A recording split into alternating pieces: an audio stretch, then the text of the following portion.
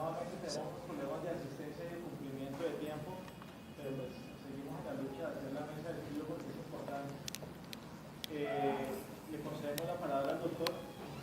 Muchísimas gracias a los dos por su tiempo y disposición y trabajo con nosotros. Bueno, buenas tardes a todos. Muchas gracias nuevamente por la invitación. Yo siempre digo que la primera invitación, pues, se toman el riesgo ustedes de la calidad. Ya en la segunda ya ustedes son los culpables por volverme a aceptar acá a dar una charla. Básicamente lo que trabajamos con el profesor José María, a quien también le agradezco mucho por la invitación y por presentar el puente con el Tribunal Superior, el doctor Giovanni, que es un puente que siempre genera muy buenas cosas, es replicar una discusión que tuvimos en las jornadas pasadas de criminalística acerca de la prueba pericial. Yo básicamente haré un abrebocas a un debate que me encantaría estar, pero tengo un compromiso, una audiencia a las 5 de la tarde, entonces yo básicamente voy a centrar algunas bases de discusión, hacer un recuento un poco sobre cuál es el estado actual de la teoría del derecho probatorio moderno, digamos lo que se está diciendo en el derecho probatorio, por qué hoy hay un máster en razonamiento probatorio en Girona, qué es lo que pasa, por qué se escribe tanto en derecho probatorio actualmente. Bien, entonces sin ese breve preámbulo vamos a entrar en materia. Básicamente ese va a ser, lo que ustedes observan ahí es mi plan de trabajo. Voy a dividir mi exposición en 5 grandes fases. En la primera fase lo que pretendo es explicar cuáles han sido los grandes paradigmas del derecho probatorio conforme la variable de la epistemología. Digámoslo, desde ya les digo que el derecho probatorio se puede dividir en 3 grandes bloques y cuál es la diferencia entre esos bloques y qué tenemos hoy en día. En la segunda parte lo que pretendo es tratar de generar un concepto de prueba pericial, ya no desde el código, aunque nuestro código lo define bastante bien, pero en todo caso desde el punto de vista epistemológico, que es hoy lo que se está hablando mucho de derecho probatorio. En la tercera fase de mi exposición pretendo explicar una cosa que se olvida mucho y son los modelos de producción de prueba pericial.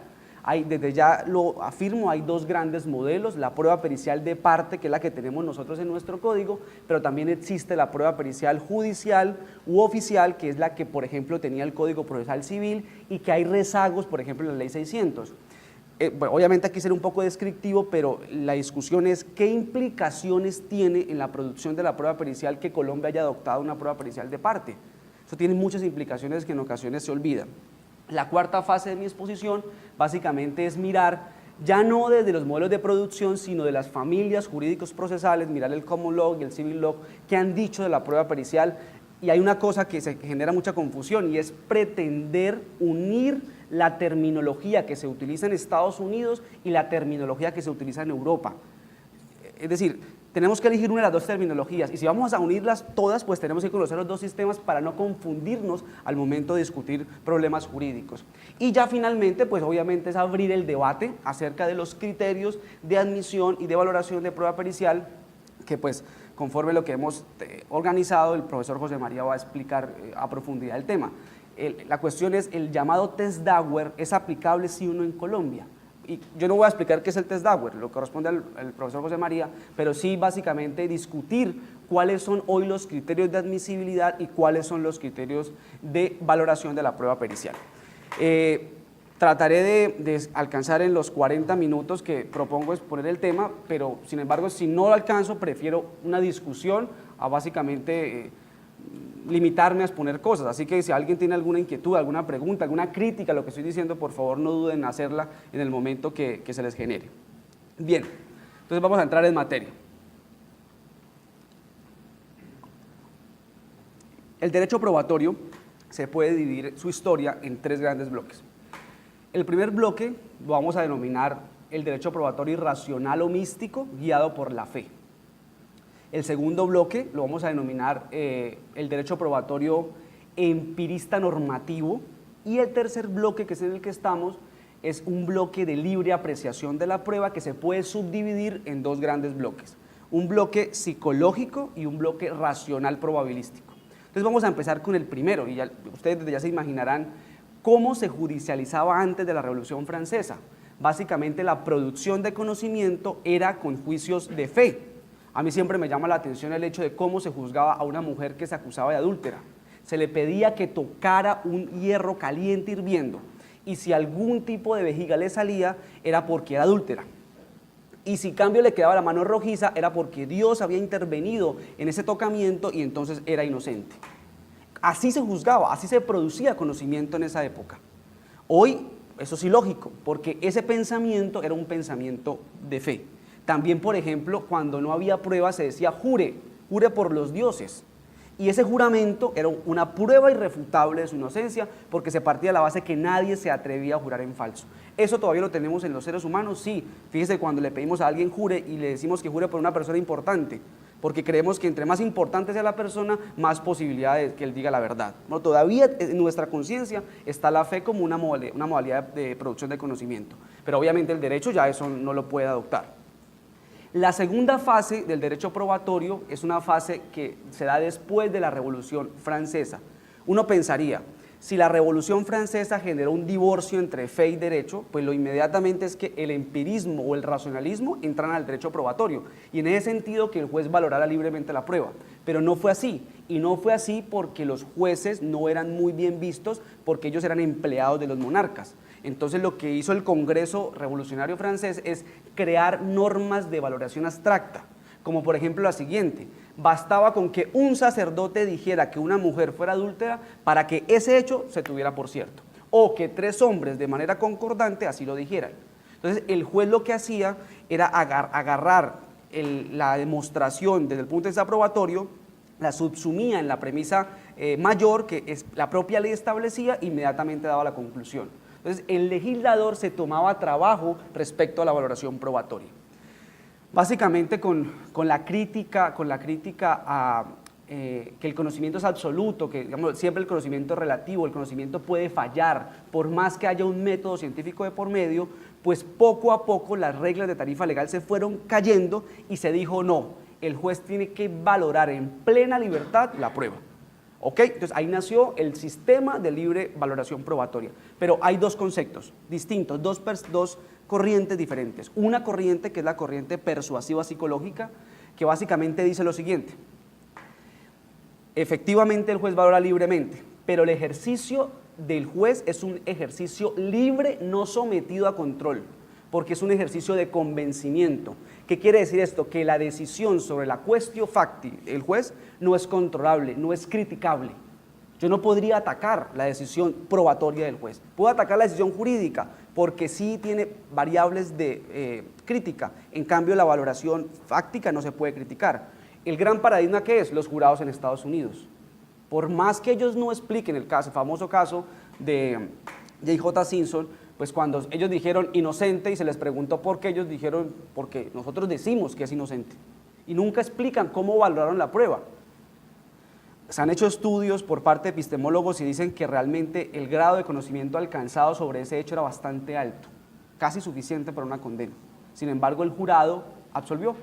¿Por qué? Porque libre apreciación sí, pero psicológica o persuasiva. Digámoslo, se parece mucho, se dice, cuando nosotros le creemos a una persona que queremos, nuestra pareja, nuestro hijo, solamente con su afirmación. Entonces el señor llega a la 1 de la mañana y dice yo estaba trabajando, y la esposa le cree. Es un convencimiento subjetivo, no verificable. Hoy en día este enfoque persuasivo persiste en Estados Unidos, en los sistemas que hay jurado. Y Colombia, cuando decía el código, la ley 600, certeza, la palabra certeza es sinónimo en psicología de convencimiento subjetivo.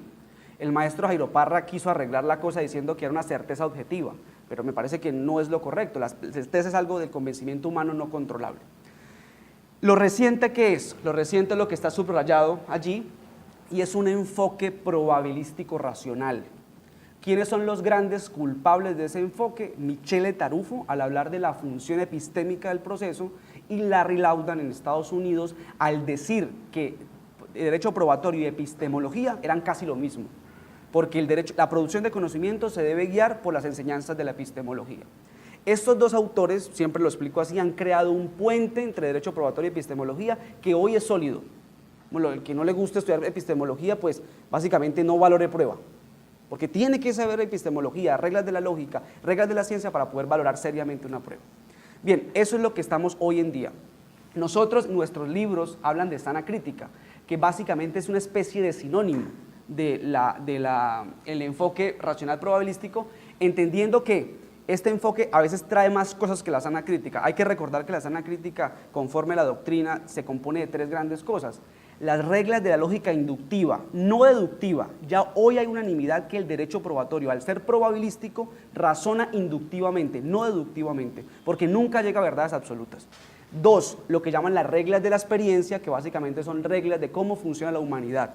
Y finalmente las reglas técnico-científicas, que son los postulados que la ciencia ha indicado como postulados con los cuales el mundo funciona, ¿no? Los postulados no discutibles o en poca medida discutibles. Son los 3 elementos de la sana crítica. Yo diría que este enfoque tiene algunas cosas más, como por ejemplo una concepción moderna de la ciencia, digamos lo que la ciencia vaya diciendo puede entrar dentro de la sana crítica o valoración racional de la prueba. Bien, bajo esa precisión entremos entonces a tratar de conceptualizar qué es prueba pericial.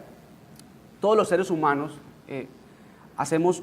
sentimos por medio de lo que han llamado funciones sensoriales, nuestros sentidos. Sentimos, inmediatamente codificamos y percibimos, que es el proceso de darle sentido a lo que estamos sintiendo. Ese proceso lo hacemos con nuestro pasado, con nuestra formación. Eso lo hacemos todos.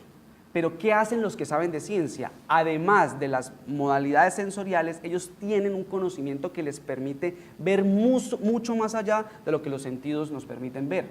Por ejemplo, el hecho de una huella. Una persona experta en lofoscopia perfectamente puede, bajo obviamente un tema técnico, puede detectar una huella que a simple vista nosotros no la podemos detectar. Y no solamente eso, puede compararla y dar un grado de probabilidad acerca de que esa huella proviene de un ser humano en concreto.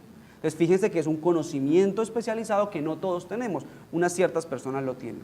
En los códigos colombianos, tanto el Código General del Proceso como nuestro Código Procesal Penal, traen definiciones muy parecidas. Básicamente se dice que es cuando el juez necesite de un conocimiento científico, técnico, artístico o especializado. En cambio, el Código General solamente habla de 3, conocimientos científicos, técnicos o artísticos. A mí en general son expresiones que quieren decir que son conocimientos que no todos tenemos, digamos que se requiere estudiar para poder tenerlos. Una obra de arte, una persona que no sepa de arte solamente lo que ve es pintura mal puesta en un lienzo. Las personas que saben de arte pueden darle un valor porque básicamente lo han estudiado. Entonces, eso fíjese que es un conocimiento especializado que no todos los seres humanos tenemos, a distinción de, por ejemplo, el sistema auditivo, el sistema de tacto, que sí, al menos, bueno, obviamente hay personas que tienen algún tipo de enfermedad, pero por regla general todos los seres humanos tenemos esa capacidad de sentir por medio de esas modalidades. Bien, ahora entro a este tema. ¿Cuáles son los modelos de producción probatoria? Hagámoslo una precisión rápidamente. Ustedes saben que así como hay un íter del delito, hay un íter probatorio. Hagámoslo, la función del derecho probatorio es llevarle conocimiento al juez de forma válida, conforme al derecho. Y ese fin lo alcanza por medio de este íter, de este camino de la prueba, que se compone de 4 grandes fases: solicitud, decreto, práctica y valoración. Todo decisión que implique la aplicación del derecho necesita de este íter probatorio. Si no, sería prueba vulgar. La prueba judicial necesita pasar por todas estas fases. Los modelos de producción de prueba pericial son 2. Obviamente hay matizaciones, pero son los 2 grandes paradigmas. La prueba oficial o judicial y el perito de parte o prueba judicial de parte, prueba pericial de parte. Yo prefiero el término oficial que judicial, porque el judicial, pues la prueba pericial de parte también es judicial. Me gusta más oficial en el sentido, yo ahorita lo explicaré por qué, pero en los libros lo van a encontrar como sinónimos. Esta gráfica responde a las principales distinciones entre cada uno de los 2 modelos. Entonces empecemos. La prueba pericial de parte tiene una clara herencia del common law. En cambio, la prueba pericial judicial u oficial tiene una clara herencia del civil law. Básicamente, la prueba pericial de parte se inscribe más entre los sistemas de enjuiciamiento en principio acusatorio, en cambio, la oficial se inscribe más en principios inquisitivos. La iniciativa es de parte en el caso de la prueba pericial de parte, en la oficial también, pero siempre se le deja la posibilidad de prueba de oficio, obviamente como consecuencia del principio inquisitivo. ¿Quién selecciona al perito en la prueba pericial de parte? El abogado defensor selecciona libremente a su perito, hace un contrato directo con él. En cambio, ¿qué pasa en la oficial? El juez es el encargado. Hay varios sistemas. El que tiene, por ejemplo, el Código Procesal Civil es un sistema de sorteo, Entonces hace un sorteo, hay una lista, hace un sorteo y eligen al perito en concreto. ¿Qué tipo de vinculación tiene? En la de parte es un contrato, la parte con el perito, llegan unos honorarios libremente, se hace un contrato y punto. En cambio aquí, esto es importante, en la oficial lo que hay es una vinculación de función pública de manera transitoria. Más allá de que el perito provenga de una institución del Estado, que se puede dar el fenómeno, pero vamos a poner el ejemplo que la Fiscalía contrata a alguien privado, un tema muy especializado y le corresponde contratar a un profesor de una universidad privada. Entonces, ahí ¿qué se genera? Si estamos en este paradigma, se generaría que él se entiende como auxiliar de la justicia y por tal motivo está ejerciendo transitoriamente función pública, lo que implicaría el disciplinario, ¿no? No tiene una consecuencia muy importante en derecho disciplinario, una discusión que actualmente se está dando en esta área del derecho. Bien, continuamos rápidamente. ¿Dónde se realiza la experticia formalmente? En la de parte es extraprocesal. El perito hace su trabajo materialmente antes del proceso, o al menos antes del juzgamiento. En cambio, en esta oficial o judicial lo hace en el proceso. El juez, fíjense, el juez admite la solicitud, la decreta y le dice al perito, váyase y por favor haga la necropsia, haga la exhumación, haga la grafología. En cambio, en la de parte se hace antes del juzgamiento. Es una cosa totalmente diferente.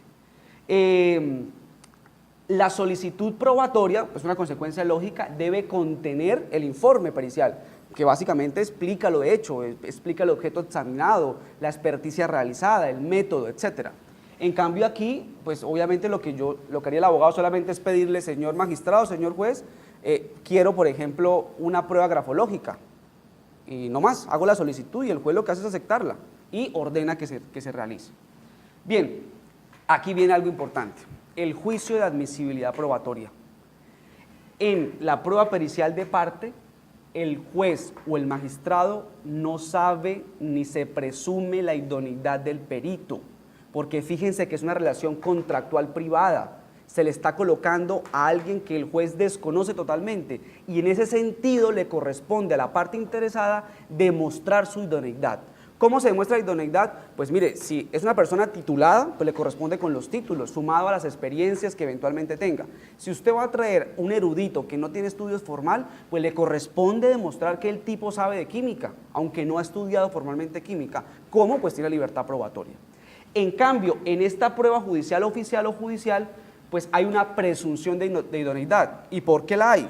Porque el Estado ya hizo un concurso previo, que normalmente en Colombia lo hacía, o el Consejo Superior de la Judicatura genera una lista de auxiliares de la justicia y pues si pasó el concurso se presume que tiene la idoneidad suficiente. Obviamente es una presunción de hecho, admite prueba en contrario, pero no tendría por qué el perito nuevamente aportar su hoja de vida porque ya se presume que hizo su labor. El decreto, pues obviamente siempre el decreto es una función judicial, esto no tiene ningún tipo de cambio. Designación del perito. Mire, la designación, pues como ya lo dije, le corresponde en la judicial al juez, en cambio en la prueba pericial de parte, pues el juez no se mete en eso. Ya lo que hace es básicamente avalar el contrato que la parte de manera privada realizó y básicamente lo que dice, bueno, vaya a juicio, es todo. Bien. La posesión del perito. En la judicial oficial hay una especie de posesión en donde él dice yo voy a ser auxiliar de la justicia y debe aceptar la posesión. En cambio, en la de parte no hay posesión. El perito viene y básicamente da su experticia, pero no hay una formalidad ante el juez. Práctica de la prueba. Aquí, por regla general, la práctica de la prueba implica que el perito vaya a la audiencia, pero mire, no siempre. Las reglas en derecho nunca son absolutas. El Código General del Proceso adoptó la prueba pericial de parte y dijo, solamente ir a audiencia como requisito obligatorio si la parte contraria sí lo solicita. Si no lo solicita, no es necesario con el informe hará las veces de la prueba. Entonces, conclusión, está supeditada a la labor de la contraparte. Interesante regulación, básicamente lo que se hizo fue tratar de buscar economía procesal, porque no siempre uno como abogado se opone a la prueba pericial. Bueno, nosotros tenemos la estipulación probatoria, pero pues en todo caso el Código General me parece que tiene una regulación muy interesante. Contradicción de la prueba, aquí es algo importante, en la prueba pericial de parte la contradicción es el contrainterrogatorio, o el interrogatorio cruzado mejor. Bueno, yo trabajo, ese es más allá que pueda traer un dictamen de refutación, pero el mecanismo idóneo es el interrogatorio cruzado. En cambio acá, el tema de las objeciones por error grave, ustedes seguramente con su experiencia lo han visto, entonces yo objetaba por error grave, traía otro experticio, luego se podía traer otro experticio.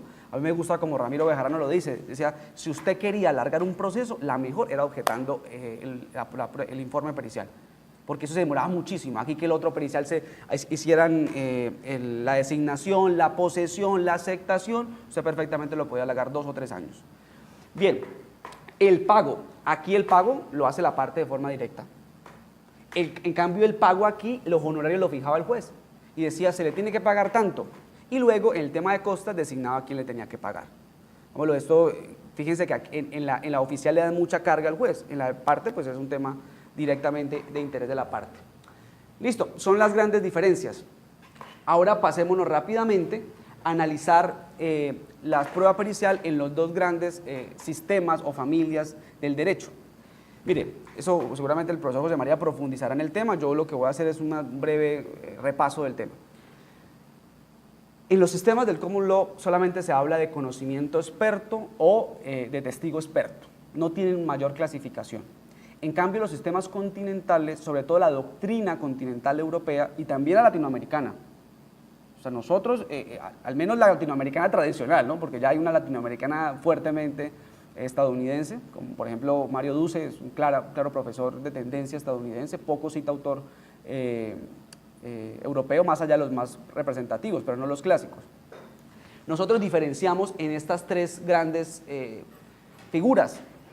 Testigo, yo le quito ese testigo porque me parece que es un error, es un perito, vamos a mirar, ahorita lo voy a explicar brevemente, testigo técnico y testigo experto.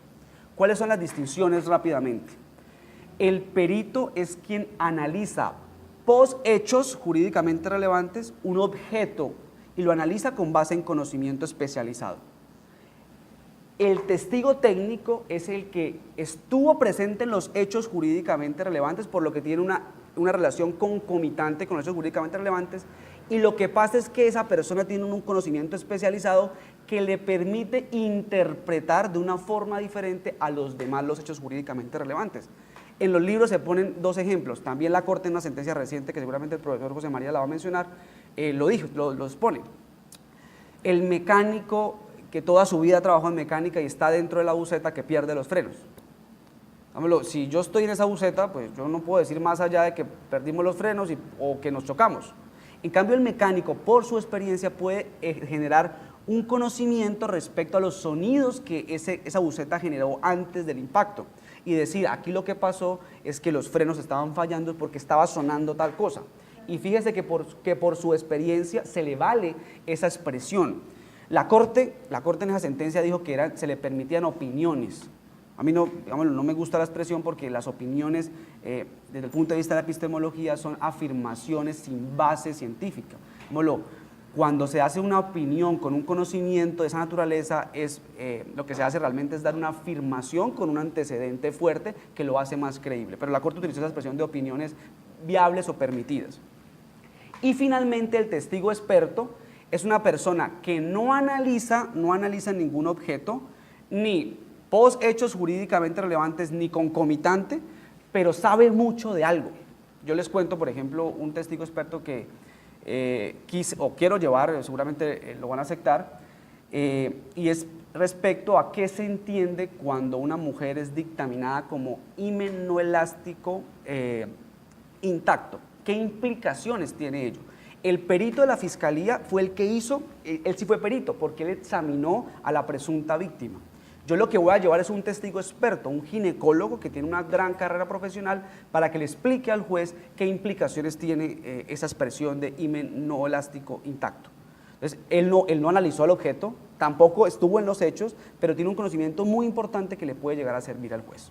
Ese es el tema del testigo experto. Pregunta, ¿Estados Unidos tiene estas figuras? Sí, sí las tiene. Lo que pasa es que lo tienen sobre una misma base que lo llama testigo experto o conocimiento experto. Bien, solamente quisiera reiterar algo. Si hay una diferencia enorme entre una de las dos regulaciones es el tema del decreto.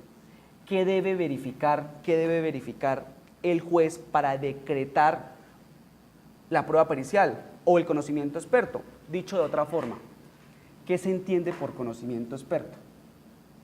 El polígrafo es conocimiento experto, sobre todo le pregunto a los jueces de conocimiento. Si yo llegara como defensor y yo le digo, mire, yo pagué a la Asociación Nacional de Poligrafistas para que le hicieran un estudio de polígrafo a mi cliente, no hay violación de derechos fundamentales porque él expresamente quiere someterse al polígrafo y básicamente él en esa entrevista está asegurando que él no tuvo nada que ver en el cohecho, en la concusión, etc. ¿Ustedes aceptarían eso como prueba pericial?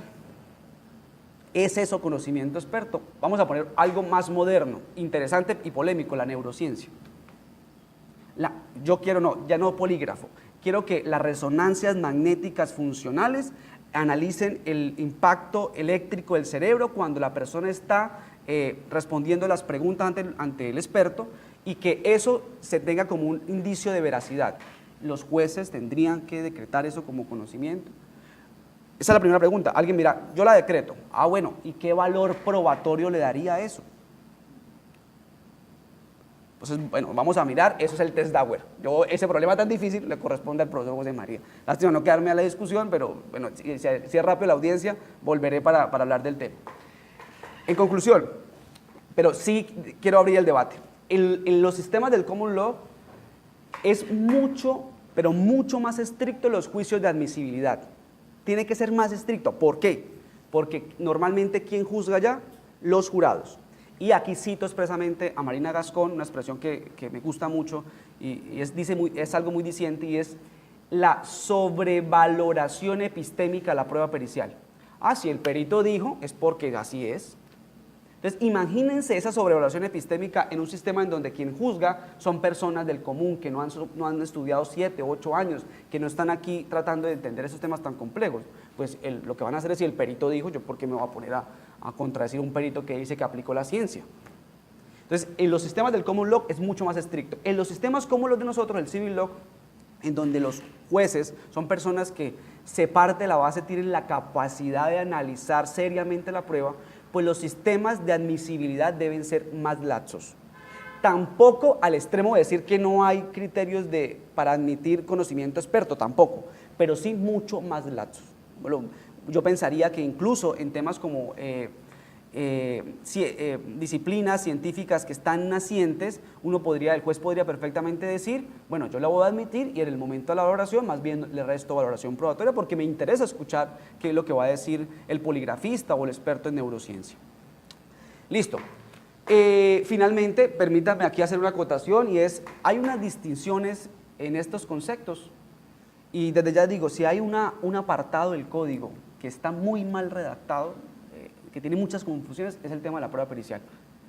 Ahorita demostraré algunas cosas que me llaman la atención. Hay apartados muy buenos, pero el de la prueba pericial es una confusión enorme. ¿Hay diferencia en esto? Si traemos a gente experta en epistemología, la respuesta es sí. Sí hay diferencia. Básicamente, el término prueba científica nació cuando el ADN entró en auge. Y básicamente lo que decían los juristas, algunos juristas es, mire, estamos ante prueba científica cuando al juez le toca dar el hecho como cierto, cuando la experticia se haga bien. Entonces, si una experticia se hace bien de ADN, al juez le toca dar por cierto el hecho, por ejemplo, la consanguinidad. Entonces, lo que decían los juristas es que le quita realmente el juez la posibilidad de valoración. Realmente no está valorando, está haciendo lo que el perito le dice. Entonces, ese concepto dio a la expresión prueba científica. La prueba Nobel, lo que quiere decir es una prueba que está incipiente, pero que tiene cierto reconocimiento en la comunidad científica. Pero yo me pregunto, bueno, ¿y cuál es el estándar para calificar? Bueno, aquí yo le añadiría algo, lo que llaman pseudociencias o ciencias basura, que son las expresiones que en Estados Unidos se utilizan. Entonces la pregunta difícil es, ¿qué criterios tengo para yo decir que estoy ante una ciencia basura y a una prueba Nobel? El tema de las famosas microexpresiones. Paul Ekman, ¿eso es una ciencia Nobel? Pues realmente, yo he visto los libros de psicología y están divididos. Obviamente, Paul Ekman y todos los que lo rodean dicen, sí, eso es algo científico. Todos los europeos dicen, no, eso lo de ustedes es mentira. Ese tema de la pupila, que se mira hacia abajo, mira hacia arriba, eso no tiene base científica, no inventen. ¿Cómo hago yo para saber si el análisis de microexpresiones es prueba Nobel o si es pseudociencia? A mí me parece que es un tema muy complicado que es propio de la filosofía de la ciencia y que los abogados no deberíamos meternos en eso. Nosotros tenemos solamente un concepto que es prueba pericial, es mi posición. Y lo que tenemos que trabajar es qué es conocimiento experto. Es un tema que, repito, no entro allí, si alcanzo al final de estar en la discusión. Bueno, ya para terminar, me quedan 10 minutos para llegar. Dígame. 3 puntos concretos. Por favor. Respecto a lo primero, no comparto la afirmación que hiciste respecto a que el derecho probatorio está, no está en este momento, no es aplicable a la lógica deductiva. Primero, pues es un tema de validez, no de valoración probatoria. De pronto, pues ahorita con el libro de Copy, que de hecho es el que está manejando la escuela judicial, se hace aclaración respecto pues a la verdad o falsedad de las premisas de la lógica deductiva, etcétera, y respecto a que la lógica deductiva sea admisible, para mí es admisible. Lo que pasa es que es un tema de corrección formal, no un tema de verdad o falsedad de la lógica. Ok. Respecto a lo segundo, que es lo de la opinión que tú decías lo de la Corte Suprema de Justicia, eso tiene su antecedente. La Corte Suprema de Justicia, lo digo pues por lo que manejo el concepto, aunque no es muy preciso, o sea, sí es cierto, o sea, no estoy de acuerdo con opinión, eso tiene su antecedente en que los jueces tenían la costumbre de utilizar esos expertos, como el conductor, caso conductor, como reglas de la experiencia. Entonces, la intención realmente de la Corte, de la Sala de Casación Penal, es hacer una diferenciación entre las reglas de la experiencia y el orden judicial. Por eso se optó por utilizar ese término. Respecto a la tercera que decías, a los puestos de conocimiento, completamente de acuerdo. Ese no es un tema en el que deberíamos involucrarnos los abogados. Ahorita con el auge de la ciencia, en lo que mencionabas ahorita, considero también que en este momento nosotros deberíamos limitarnos a lo que se considera. Exacto. Bueno, el tema de si en materia probatoria, el razonamiento probatorio hay lógica deductiva, es un tema que ha sido tratado, entre otros, por autores modernos. A mí me gusta mucho Daniel González Laguier, y él dice el razonamiento probatorio. Primero, todo es probabilístico, y como es probabilístico, yo no puedo hacer deducciones, lo que hago son inducciones, hasta llegar a una probabilidad concreta. ¿Y la probabilidad cuál es? El estándar probatorio. Bueno, no llegamos a conocimientos absolutos ni a certeza subjetiva, sino a grados de conocimiento. Sí, sobre eso, para hacer también pues como una glosa al respecto. En materia probatoria, la lógica que se maneja sí es una lógica inductiva, inclusive Copy, no en la última edición de UDEVA, que es la edición azul, sino en la edición anterior tiene un capítulo que se llama Lógica de Derecho, donde específicamente dice que la lógica del derecho probatorio es una lógica inductiva. Eso no significa que en el derecho no se use la lógica deductiva, que sí se usa, pero se usa es para efectos de utilizar el proceso de subsunción de hechos frente a las normas. Bien. Entonces, si tomáramos la teoría del caso, la dividiéramos entre teoría jurídica y teoría probatoria, la teoría probatoria maneja una lógica inductiva y la teoría jurídica necesariamente